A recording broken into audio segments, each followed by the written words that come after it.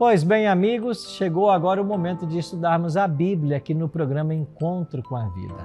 Ao longo dessa semana, estamos estudando sobre a última semana de Cristo, sobre seu sacrifício e morte. Amanhã é a conhecida Sexta-feira Santa e é por isso que essa semana separamos a temática para aprendermos mais sobre a morte de Jesus.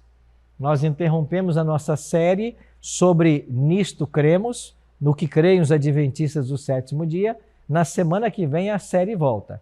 E essa semana a gente está estudando aí sobre a vida e a morte de Jesus. Eu tenho um convite todo especial a te fazer. Nós vamos começar na sexta-feira que vem, sexta-feira da semana que vem, a estudar o livro do profeta Daniel aqui no programa Encontro com a Vida. Vai funcionar assim, toda sexta-feira vai ser aqui na TV e aqui no YouTube. Sexta-feira estudamos aqui. No sábado de manhã, você é convidado para visitar um espaço Novo Tempo perto de você. Eu vou dar vários endereços para você daqui a pouquinho. Vai aparecer ao longo do programa. E no domingo à noite, numa igreja adventista perto de você, na região Centro-Sul, aqui de Santa Catarina. Tá bem? E assim nós vamos avançando no conhecimento da palavra. Agora, para ajudar você a conhecer mais desse livro, você que é morador de Santa Catarina, nós preparamos esse guia de estudo aqui, ó. Essa revista com todos os temas que nós temos no livro de Daniel. Isso aqui é um presente do programa para você. Você mora em Santa Catarina, quer essa revista? Você entra agora no nosso site, ensinosdejesus.tv e solicita a sua revista. Nós vamos entregar na sua casa. Alguém da nossa equipe do programa vai entregar para você. Você também pode pedir a sua revista pelo nosso WhatsApp. O nosso número é 48 3281 3075, tá bem? Diga assim, eu quero a revista Daniel. Nós vamos mandar um link para você, você preenche os seus dados postais e a gente vai então entregar na sua casa esse guia de estudo. Mas eu tenho mais 2 convites a fazer para você. Você que mora em Tubarão e nas cidades vizinhas, eu tenho um convite para você. A partir do domingo, dia 7 de abril, eu estarei todos os domingos na Igreja Adventista Central de Tubarão. A nossa igreja fica ao lado do Colégio Adventista. O nosso endereço é Rua Luiz Martins Colasso, 570. Rua Luiz Martins Colasso, 570, ao lado do Colégio Adventista. A partir do domingo 7 de abril, todos os domingos, 8 horas da noite, para estudarmos o livro de Daniel. Anotou? Para você que mora em Porto Belo, Itapema e região, será nas quartas-feiras. Todas as quartas, às 8 da noite, eu estarei na Igreja Adventista do Perequê. Nosso endereço, Rua Olinda Peixoto, 611. Anotou? Rua Olinda Peixoto, 611, bairro Perequê. Todas as quartas, a partir do dia 10 de abril, 8 da noite, estaremos juntos lá com você para estudarmos o livro de Daniel. Venha, traga a sua família, teremos programação separada para os filhos, será uma bênção e você é o nosso convidado. Tá ok? Vamos então orar e pedir a bênção de Deus para o estudo de hoje e vamos avançar no conhecimento da palavra de Deus e do sacrifício de Jesus. Ora comigo. Nosso Pai, muito obrigado pelo privilégio de estarmos reunidos mais uma vez para estudarmos a Tua palavra. Convidamos ao Deus Espírito Santo para estar conosco, que a nossa mente se abra à compreensão e que o nosso coração se abra à aceitação da Tua palavra. É a nossa oração. Em nome de Jesus. Amém. Obrigado por ter orado comigo. Tomou aí a sua Bíblia? Vamos então para o estudo de hoje? Hoje nós iremos avançar no tema da última vitória que estamos estudando ao longo dessa semana. Aqui está a revista que você pode solicitar, impressa para quem mora em Santa Catarina. Se você mora em outro estado, a gente manda o arquivo digital para você. Essa semana temos falado do tema A Última Vitória. Desde segunda-feira estamos estudando sobre a Semana Santa.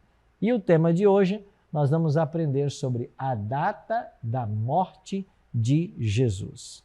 Hoje vamos estudar uma profecia feita séculos antes da vinda de Jesus, que apontava para o ano, o mês, o dia e a hora da volta de Jesus. Será maravilhoso, né? Então vamos compreender um pouquinho mais essa profecia. Cristo veio a esse mundo com uma agenda para ser cumprida.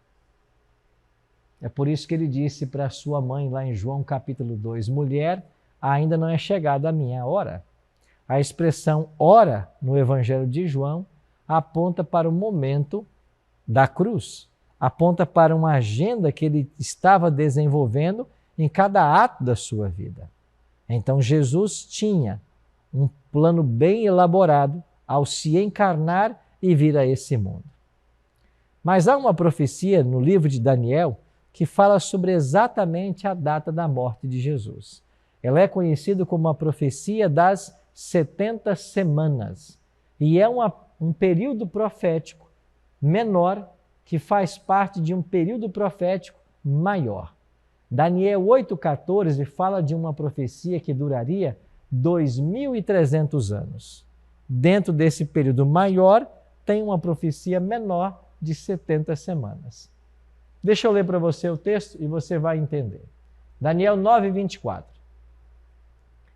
70 semanas estão determinadas sobre o teu povo e sobre a tua santa cidade, para fazer cessar a transgressão, para dar fim aos pecados, para expiar a iniquidade, para trazer a justiça eterna, para selar a visão e a profecia e para ungir o Santo dos Santos.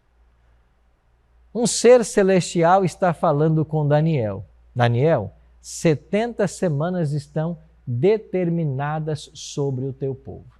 Essa expressão determinadas foi traduzida da palavra hebraica shatá.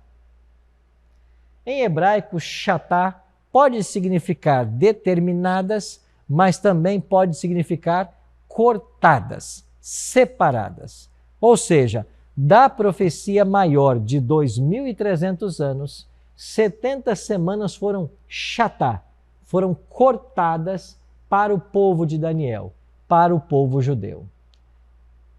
Cada semana possui 7 dias. 70 semanas totalizam 490 dias. Mas quando estudamos profecia bíblica, cada dia profético equivale a um ano literal.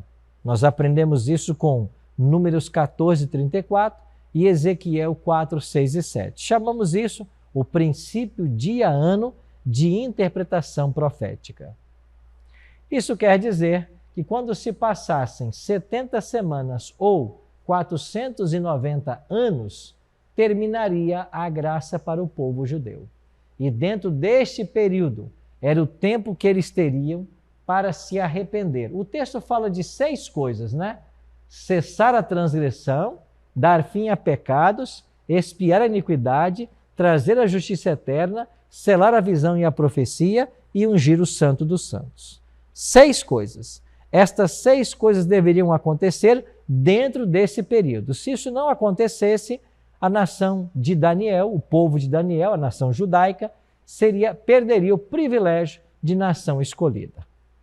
Então, relembrando, as 70 semanas fazem parte da profecia maior das 2.300 tardes e manhãs. E a palavra determinadas quer dizer cortadas ou separadas. Esse período menor foi separado do período maior que está em Daniel 8, verso 14. Agora, olha o que diz a profecia no verso 24 e 25. Sabe e entende, desde a saída da ordem para restaurar e para edificar Jerusalém, até ao ungido, ao príncipe, 7 semanas e 62 semanas, as praças e as circunvalações se reedificarão, mas em tempos angustiosos. Depois das 62 semanas, será morto o ungido, e já não estará. Esse verso é importante nesse estudo porque ele nos dá 2 informações. A primeira delas, ele aponta a data, o evento histórico em que deveria começar a contagem no período profético. De acordo com o texto, o decreto para restaurar, a ordem para restaurar e para edificar Jerusalém. Quando saísse essa ordem, quando esse decreto fosse baixado, deveria começar a se contar o período das 70 semanas. A outra informação preciosa que o texto traz para nós é que agora o anjo vai dividir para Daniel a profecia em 3 períodos: 7 semanas e 62 semanas. 7 mais 62 somam 69. Ainda falta mais uma semana. Então ele dividiu a profecia em 7 semanas, 62 semanas e 1 semana.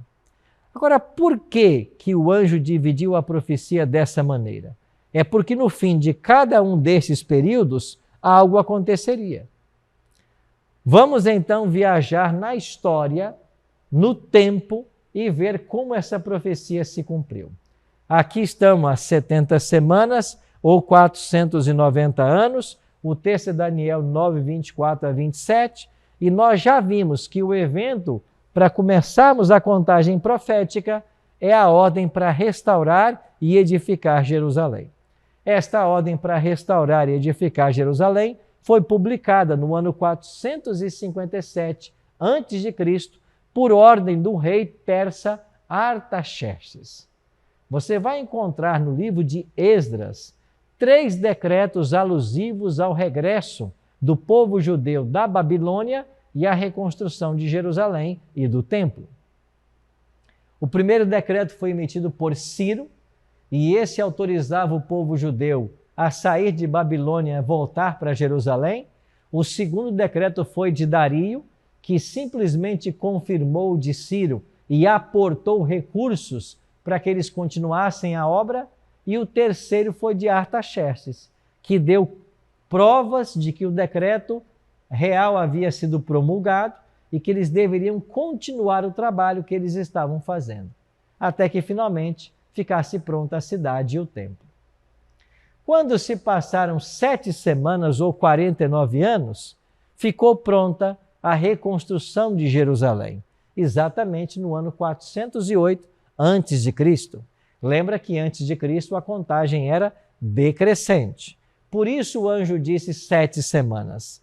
Depois ele diz 62 semanas deveriam se passar até que nós chegássemos ao ungido. Então 62 semanas, 62 vezes 7, 434. Quando se passassem a partir do ano 408, mais 434 anos, nós chegaríamos até ao ungido, ao príncipe. Você se lembra quando é que Jesus foi ungido pelo Espírito Santo? Isso mesmo, quando ele foi batizado. Então, é no batismo de Cristo que ele é ungido pelo Espírito Santo. Isso quer dizer de que essas 62 semanas nos levaram até o ano 27 da era cristã, ano Domini, ano do Senhor, ano em que Jesus é batizado.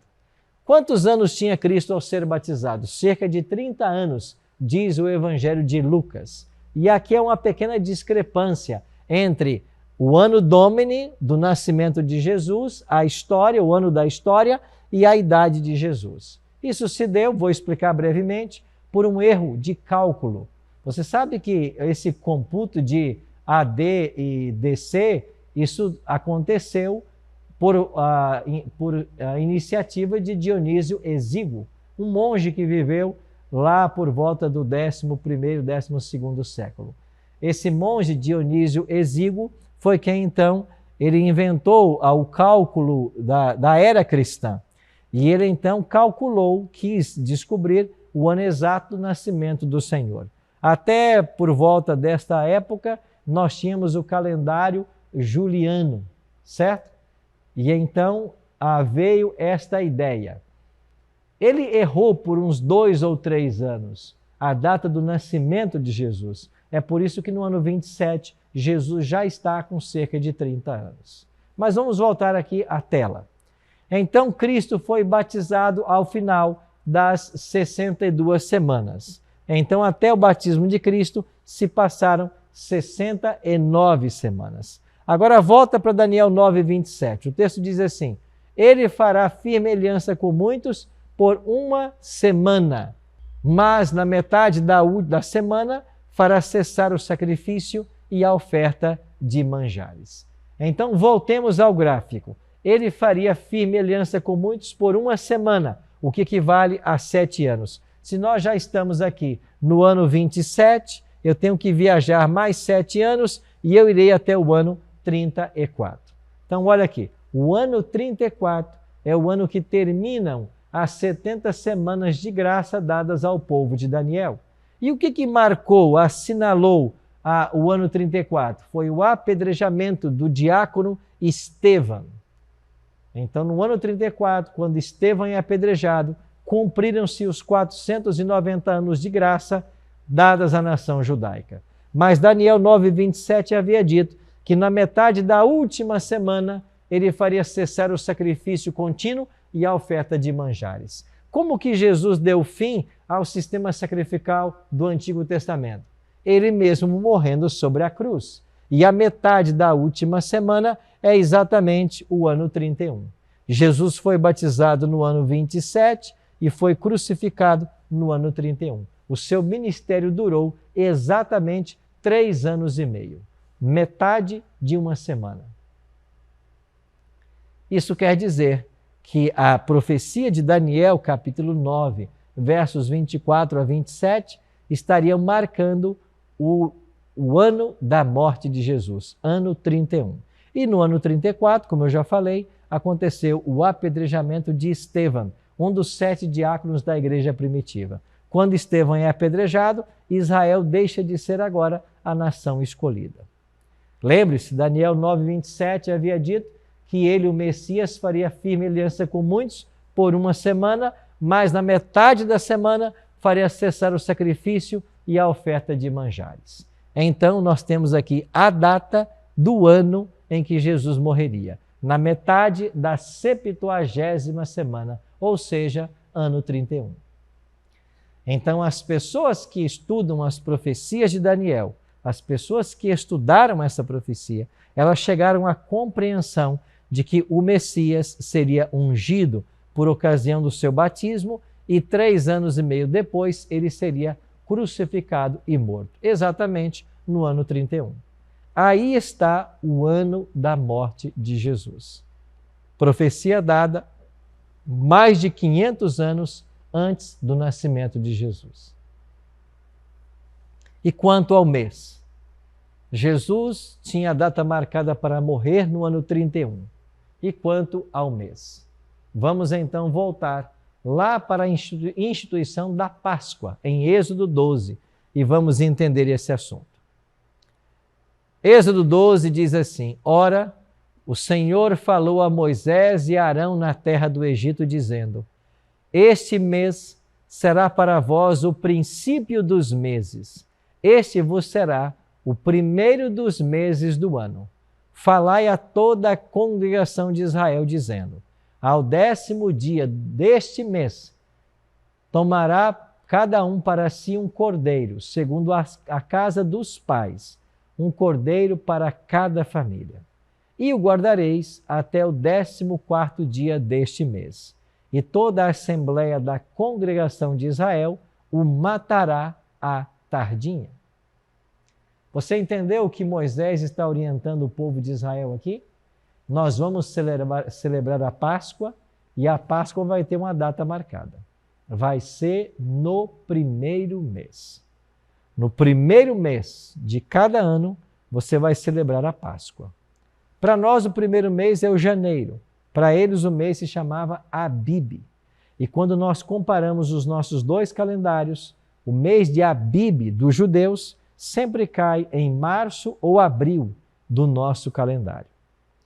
Se Cristo é o nosso Cordeiro Pascal, ele deveria então ser sacrificado por ocasião da Páscoa, logo no mês da Páscoa, que era o primeiro mês, o mês de Abib.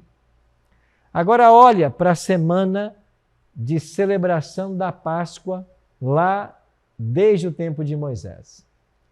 Quando olhamos para esse calendário, o que nós descobrimos? Nós descobrimos que no dia 10 o cordeiro era separado e no dia 14 o cordeiro deveria ser sacrificado. Nós lemos agora há pouco a tardinha. E depois de sacrificado, a carne do cordeiro era assada e ela era comida à noite com pães asmos e ervas amargas. Se ela era comida à noite, então já havia dado o pôr do sol. Então a carne era comida no dia 15. Esta era a data da Páscoa dos judeus. Cordeiro separado no dia 10, cada família separava um cordeiro para ser o cordeiro pascal, um ano sem defeito. Ele era morto no dia 14 e a carne era comida no dia 15. Vamos agora então sobre o que aconteceu no ministério de Jesus justamente nessa ocasião. Foi no primeiro dia da semana que Jesus fez sua entrada triunfal em Jerusalém. Diz o livro Desejado de Todas as Nações, 569, de autoria de Ellen G. White. Você já percebeu que todos os domingos, ou melhor, todos os anos, os católicos celebram o Domingo de Ramos, que é o domingo que antecede a semana da Páscoa? Pois bem, nesse Domingo de Ramos, estão celebrando a chegada de Jesus a Jerusalém. Quando ele, montado num jumentinho, foi entrando na cidade e as pessoas foram colocando ali folhas de palmeira ou vestes para que o animalzinho pisasse enquanto Jesus entrava por Jerusalém. Então, a entrada triunfal de Jesus em Jerusalém se deu num dia de domingo. Agora, olha o que continua dizendo a escritora norte-americana Ellen G. White.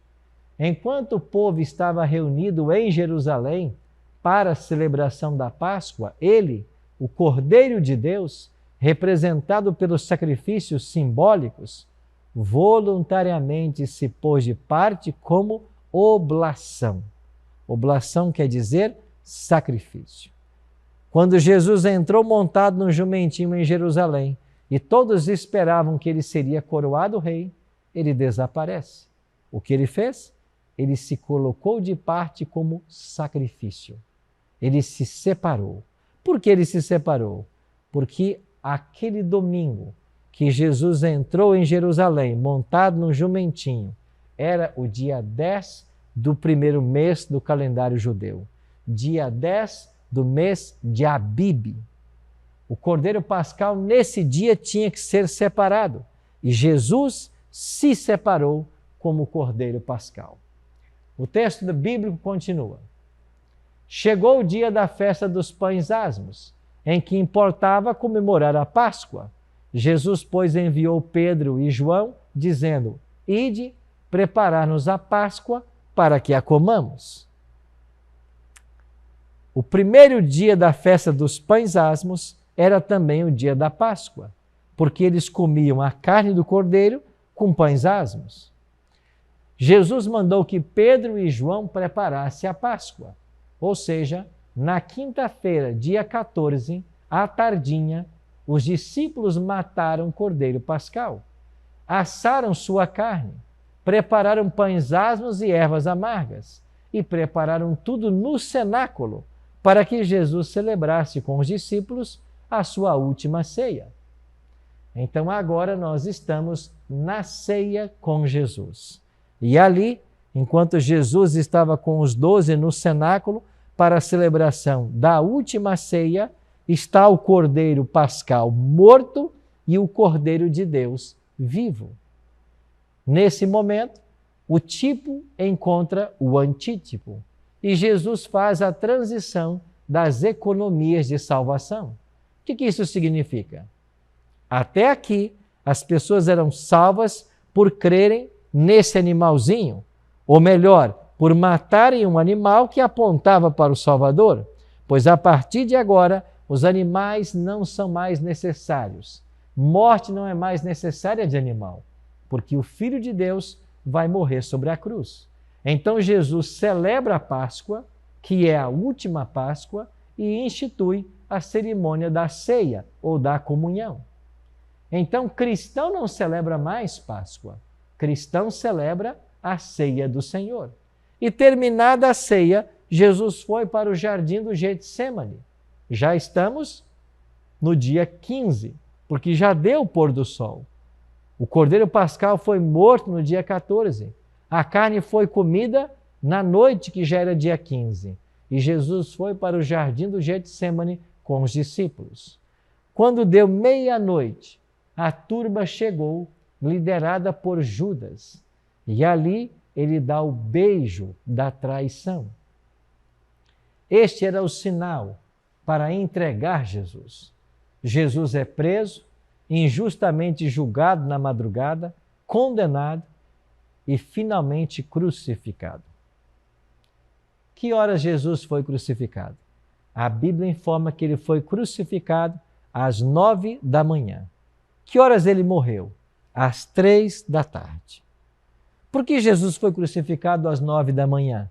Porque era a hora do sacrifício matutino no santuário. Por que Jesus morreu às 3 da tarde? Porque era a hora do sacrifício vespertino no santuário.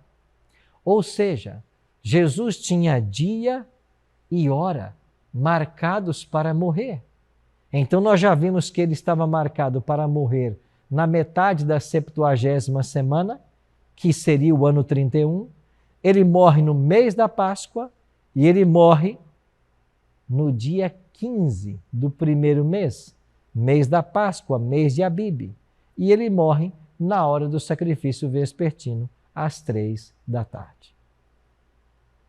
É por isso que João Batista declarou: eis o Cordeiro de Deus que tira o pecado do mundo. Através de sua morte, nós podemos ter vida e vida eterna. Agora, olhe mais uma vez para a última semana de Cristo. E aí você talvez esteja se perguntando: pastor, o Cordeiro Pascal não era morto no dia 14? Sim. Então, Cristo não deveria ter morrido na quinta, dia 14, e não na sexta-feira, às 3 da tarde? Não. Por que não? Porque na cruz, Jesus não é Cordeiro Pascal. Jesus é Cordeiro na ceia. É por isso que Paulo, falando do contexto da ceia, vai chamar Cristo de nosso Cordeiro Pascal. E quem é Jesus na cruz? Moisés assim escreveu: se um homem tiver cometido um pecado digno de morte e for morto, e o tiveres pendurado no madeiro, e o que for pendurado no madeiro é maldito de Deus. Aquele que seria pendurado no madeiro seria maldito de Deus. O apóstolo Paulo, refletindo essa mesma ideia, ele vai afirmar em Gálatas capítulo 3, verso 13.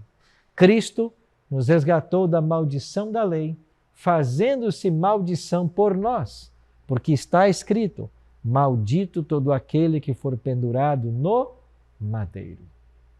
Sim, meus amigos, na cruz, Jesus é o maldito de Deus. Por quê? Porque ele assume o pecado de toda a humanidade.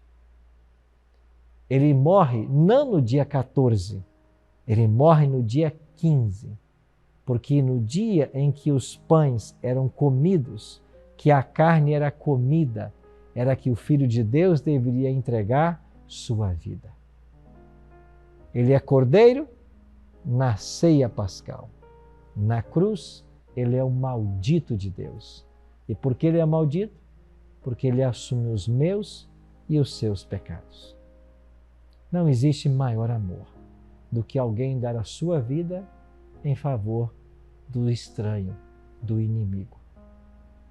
Foi isso que Jesus fez. Quando nós éramos estrangeiros e peregrinos, ele deu sua vida por nós. Aqueles cravos em suas mãos são provas do seu amor, que o tempo jamais apagará. Sim, meu amigo, sim, minha amiga. As marcas nas mãos de Cristo jamais desaparecerão. O tempo não pode apagar as provas de um amor maravilhoso e extraordinário do Salvador que deu a vida por todos nós. Na cruz, Jesus se fez o maldito de Deus, porque Ele assumiu a nossa culpa, o nosso pecado, e ao morrer, pagou o preço que o pecado exigia para que eu e você pudéssemos ter vida. Por isso, aproveite esta quinta-feira para abrir seu coração a Deus, para entregar sua vida a Jesus. Era num dia como hoje que o Cordeiro Pascal morria. E é preciso relembrar essa história para que Jesus renasça em nosso coração. Vamos orar? Pai de amor, muito obrigado, Senhor, porque mesmo tendo uma data marcada para a Tua morte, o Senhor nunca desistiu de nós. Nós te louvamos, porque graças à Tua morte, nós podemos ter vida e vida eterna. Fica com todos nós e nos abençoa. É a nossa oração. Em nome de Jesus. Amém.